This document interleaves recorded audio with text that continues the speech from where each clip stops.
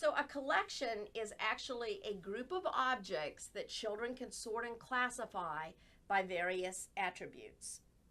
And what you see on your PowerPoint slide are all different kinds of snowflakes cut from garlands or bought in little packages at craft stores, inexpensive, and they can be classified by size, by color, um, by the way the snowflake looks, by the material of the snowflake. So they have several different attributes for classifying them. Sometimes people think you can just put a bunch of kind of junk out on the table and children will sort and classify with it. We have found that you really have to be much more deliberate in planning for sorting and classifying if you want to have good instructional outcomes, and that's why we devoted an entire chapter to this concept. These are some of the reasons it's really important to include collections in the math curriculum.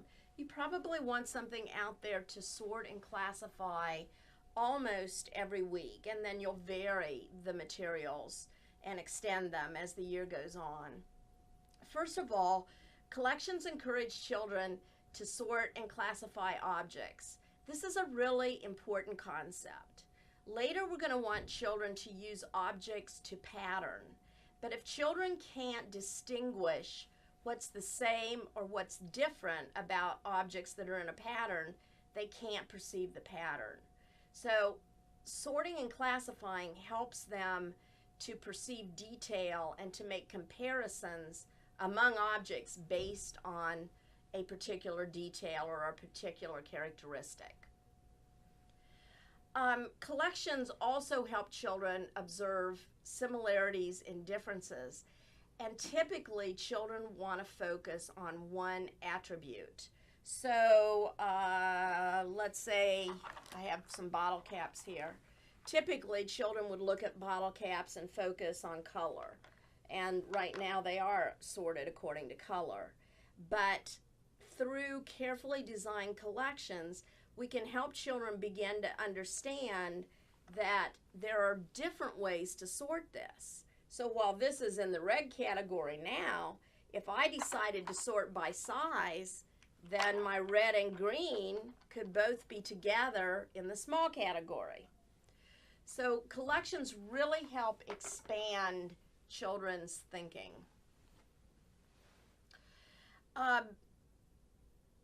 As children experiment with the collections, they can place them in many, many different relationships. And we'll look at some of these as we go through more specific collections. What makes a good collection? Well, first of all, you've got to have some interesting stuff to look at. I don't know about you, but I can remember finding my mother's button box when I was a child and going through and sorting the buttons lots of different ways. I also remember getting in her jewelry drawer and pulling things out and putting them in different piles, and you know, could just stay interested in that for an hour or more. Some children will get in their family's tackle box and sort fishing lures, or they may sort nuts and bolts and nails and these sorts of things. So sorting is something that's intrinsically very interesting to children. We need to capitalize on that and find some interesting things for them to work with. We also, as we form a collection, want to make sure that we have crossover attributes. So if I'm going to do a clothespin collection like you have on your PowerPoint slide, I need to find clothespins that have crossover attributes. So right now, I'm putting some clothespins on here, and you may notice that these are all red clothespins, but they're also different sizes. What you probably can't tell is they're different materials, but children could see that. This one's wood, this one's metal, this one's plastic. So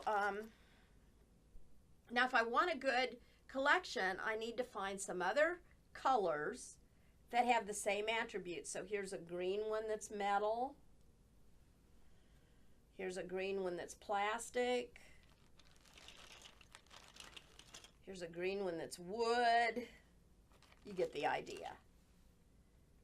So if my attributes are going to be color, size, and material, then I want probably maybe 3 different colors, and I want to make sure that within each of those 3 colors, I have clothespins that are different materials, different sizes, and then different colors. So at least 3 attributes. Otherwise, children will only sort based on 1 attribute. So the traditional teddy bear counters varied only by color. That's not a good collection to sort because all you can do is sort by color. We want children to expand their thinking and realize that I could be in the red set one day and then the little set another day. Now teddy bear counters come in different colors and different sizes, so you have 2 attributes. But if you could still make that a much better collection by adding other kinds of teddy bears. All right, probably you're going to want your collection to coordinate with some part of the curriculum that the children are interested in. So we had been to a laundromat. Clothespins was a really good collection to put out. If you have gone to the zoo, then you might want a collection of little animals that they can sort and classify. And then you have to have an appropriate amount of materials. If you have too many, it's completely overwhelming.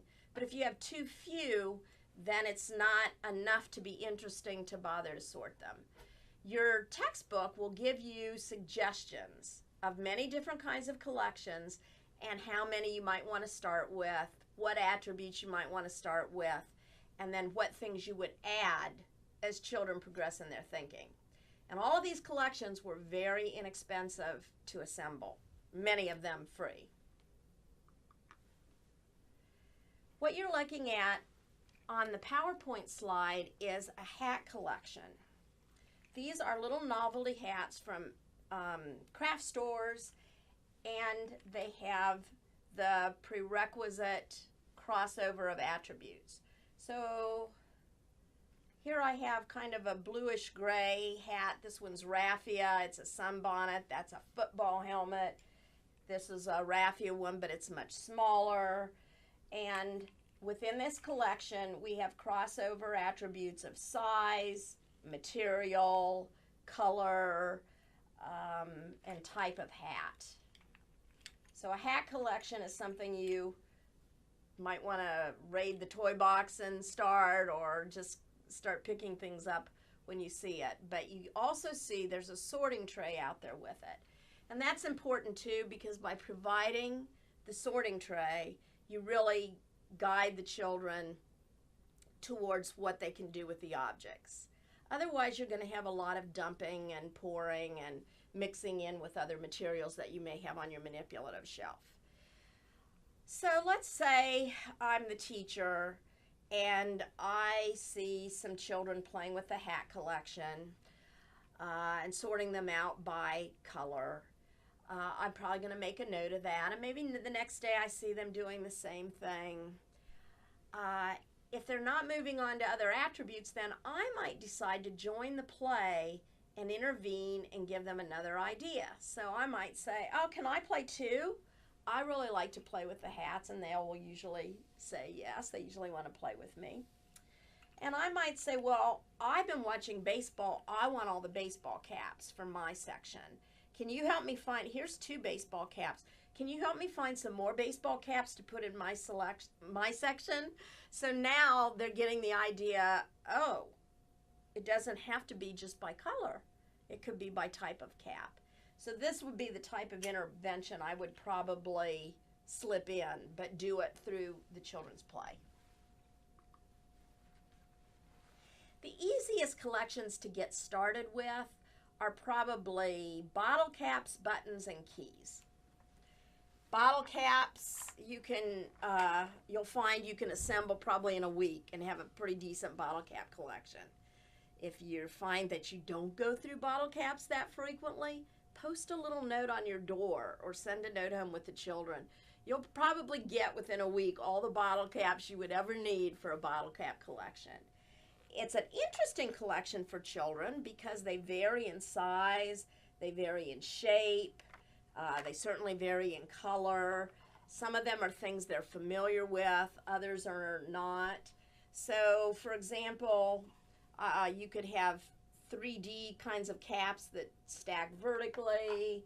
You have caps that are more flat. You have caps that have the flip tops. Bet you never knew caps were so interesting. Some are plastic, some are metal. So bottle caps is a good way to start. You can start that right now, and in a couple weeks have a nice collection to put out. Buttons are also fun. We've had a lot of success asking parents to just bring in buttons. But sometimes you can actually buy bags of buttons now or even order them. Again, with anything you put out in the classroom, you'll think about your individual children. So if you have very young children, buttons would have to be, of course, large. But for 4- and 5-year-olds, they'll like sorting through various sizes of buttons, and they're beyond usually the stage where they would put them in their mouths. Now, keys are fascinating. I'd start grabbing them now before everything is key carded and there aren't keys left. Keys vary by color, size, the way they look. So you can get brass keys, silver keys, and nowadays you can get keys in different colors and patterns. Who would have ever thought? So if you just go to a place that cuts keys and tell them you're a teacher, ask them if you can come and pick up their rejects. They're probably just going to throw them out or recycle them anyway, and they may very well be quite happy to give you their keys, and you can get a collection pretty quickly. Some of the keys have kind of a square or a little rectangle at the top. Others have a round hole at the top. Of course, they vary according to size. They vary by shape, and they're very, very interesting to children who hardly ever get their hands on the keys once they're past the teething stage where they may have had some keys to teeth on. I have a little piece of wood. You can see it in the photo, but I can't find it among my mess here. But it's got cup holders on it, so they can actually hang the keys on the cup holders, and that gives them kind of a more interesting way to sort the keys than always using a divided tray. But of course a divided tray is fine too. So buttons, bottle caps, keys are a good way to start, and natural materials from your area. If you're in an area where you have nuts falling from trees, you might, and you don't have allergies in your classroom, you might start with a nut collection. Or you might get different kinds of seashells and make a collection out of those. Display your collections in containers that facilitate sorting, and you will find many different examples in the sorting and classifying or the collection chapter of More Than Counting.